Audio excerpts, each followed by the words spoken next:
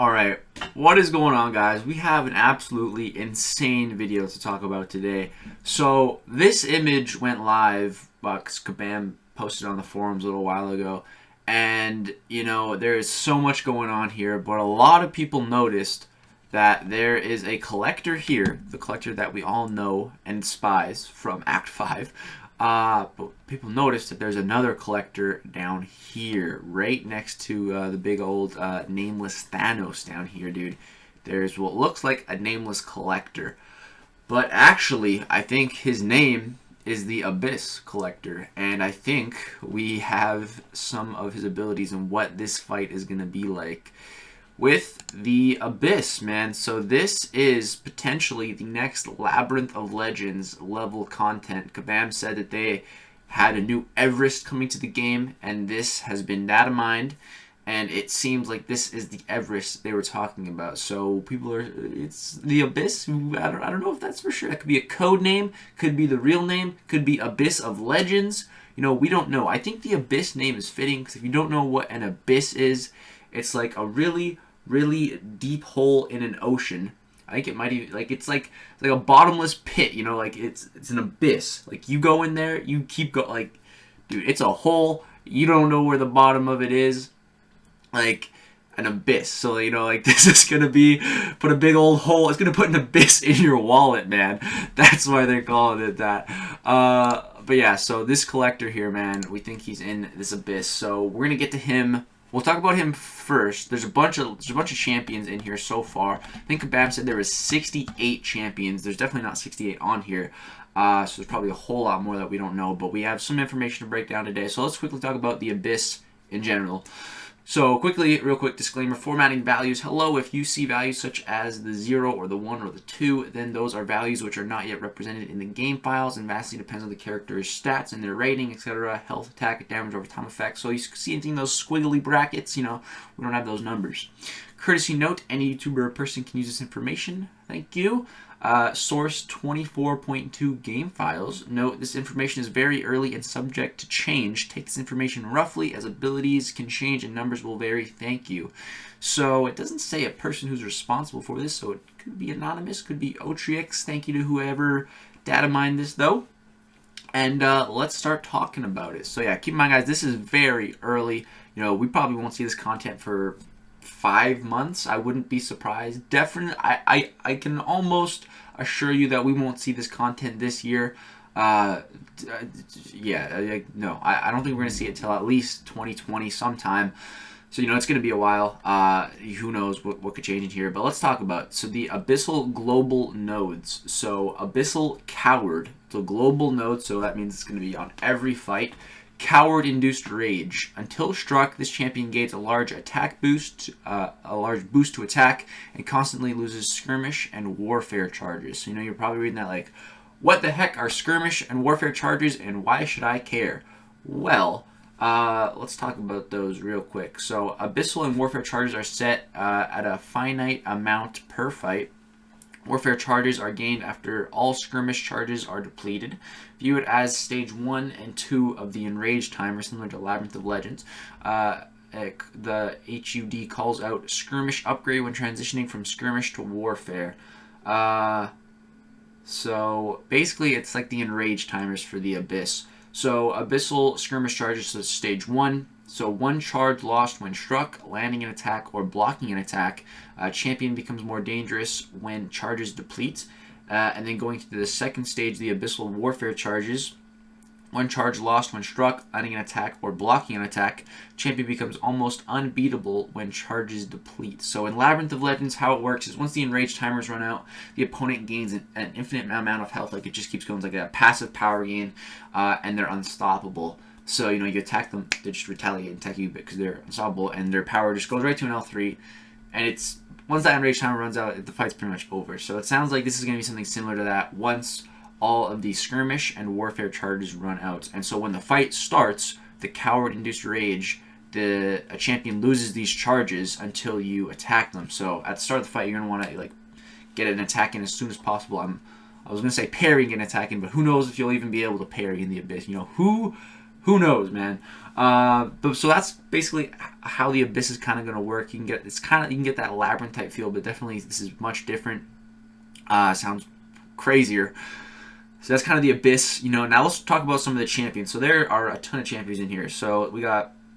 One quick note is that Abyss Cyclops could be referring to either one of them. Doesn't really specify. So some of the champions in here, to name a few, we got Bishop, Cable, Captain Marvel, the Collector, which we'll talk about in a second, Cull Obsidian, Cyclops, Deadpool, Green Goblin, Ghost Rider, Hood, Howard, Hulk, Ragnarok, Joe Fixit, Karnak, Loki, Luke Cage, Massacre, Morningstar, Old Man Logan, Puncher 2099, Quake, Red Skull, Summit Supreme, Taskmaster, Thor Ragnarok, Venom the Duck, Venom Pool, Yellow Jacket, just to name a few. And I think Kabam said there's 68 champions in the Abyss, so you know this is a decent chunk. But I'm sure we're gonna see an Abyss Korg, an Abyss Thing, an Abyss Iceman. Dude, I'm sure they're gonna pull out all the stops. An Abyss Ebony Maw, an Abyss Annihilus. I'm sure there'll be all the worst offenders in here, man. I'm sure. I'm sure of it. So let's talk about the big bad collector. This guy right here. This namelessy collector. So the Abyss collector. I guess that's gonna be his name potentially. So, we'll talk about his signature ability in a second, but basically, similar to the Collector in Act 5, every time he goes below a health point, he gains something new. But this is different than the Act 5 stuff, so it's a new set of abilities on the Collector. So, let's talk about the Collector first. So, Abyssal Power. The energy of the Abyss grants the Collector increased power gain rate each time he launches a special attack. Time warps. When the timer expires, lose a large amount of health and all power. Knock down the Collector to remove. So you're going to be getting time warp charges applied to you, applied to your champion when fighting the Collector. And if they expire, you're going to lose all of your power. You're going to take direct damage. To get rid of these charges, it looks like you have to knock down the Collector. So that's a heavy attack or a special attack. And the Abyss Fractures. As the Collector activates his Abyss Fractures, he places dangerous time warps on the opponent, which drain their health and power. So yeah. When the Abyss fractures, that's when he places the time warps on you. So, sounds like for the first 15% of the fight, he's not going to have anything going on. Once you take him below 85% health protection, the Collector can no longer take more than a certain amount of his max health as damage from any single source. If this damage cap is hit, the Collector becomes unstoppable for a certain amount of seconds. That's going to be extremely annoying. You know, like if you're using Ghost, depending on the health pool here, you hit a big L2, and you hit the damage cap on one of those, he's going to go unstoppable. This could be extremely annoying. But, you know, like, I'm thinking these champions are going to have, like, 3-ish million health, if not more. I'm assuming the Collector is going to be the final boss of the Abyss, because that's only what really makes sense to me. Yeah, I see this guy as a final boss for sure. If this guy isn't a final, he's either the final boss or he's going to be like the mini boss right before the final boss. But I'm sure you're going to have to fight him every time. You know, every path you're going to have to fight the Collector or something. I'm assuming he's just going to be the final boss. So, yeah, I'm assuming he's going to have an insane health pool. So it's probably going to be pretty hard to hit this damage cap. Maybe like if it's 3 million health, dude. Like if this is even 1%. 1% of 3 million is what, 300,000. So yeah, I don't know. It really depends. We're gonna have to see the numbers if that's gonna be annoying or not. But if you do hit it, that unstoppable could be annoying. Below 70% health, triggers offense. The Collector gains a permanent boost to critical hit rating and armor rating equal to something. Okay, that's not too crazy. Shatter. The Collector's special attacks become unblockable. That's going to be ridiculous, especially if he has the same special attacks from Act 5, which I heard he does. So that's going to make Spider-Gwen a viable option. You know, she gains 500 whatever ability accuracy on evasion for unblockable special attacks. So you're trying to maybe break out the Spider-Gwen's below 55%. Interesting. Then we have immunity. The Collector becomes immune to bleed, poison, stun, incinerate, and power lock debuff effects. Okay. Below 25% health, Blitz. The collector periodically becomes unstoppable and fights more aggressively for 3.5 seconds. And then below 10% displacement, the collector's landed strikes inflict 2 stacks of displacement. His blocked strikes that aren't well-timed blocks inflict 1 stack. When the player has a certain amount of stacks, more stacks of displacement, they are knocked down. This cannot be prevented in any way. Huh. Okay, good. We're going to need to know how much that goes to. But yeah, once below 4%, immune to bleed, poison, stun, incinerate, and power lock. So you can parry him before that, and there's no limber. Well, there might be limber on the node, but the collector has no built-in limber. So that's interesting. And then, so his signature ability, My Fractured Contest. Each time the collector activates an Abyss Fracture, he is set to 1 bar of power. If he is below 1 and he places a time warp charge on his opponent lasting for a certain amount of seconds, if the time warp expires, the opponent loses, we lose health and power. If the collector is knocked down during combat, his opponent removes all time warp charges. The collector also gains an unending tenacity, granting a chance to purify any debuff. So depending on that tenacity, this immunity one won't matter too much unless it's a low tenacity percentage. If it's less than like 30%, it won't be too bad. If it's above 50%, then it's like, it's just a coin flip every time you apply it. You know, it's gonna be a little rough. Dude, this fight sounds absolutely insane. Like, the collector in Act 5 is already insane, but it's only, he doesn't have 1 million health. Like, if this guy has 3 million health or more, like Maestro and Labyrinth has 3 million health.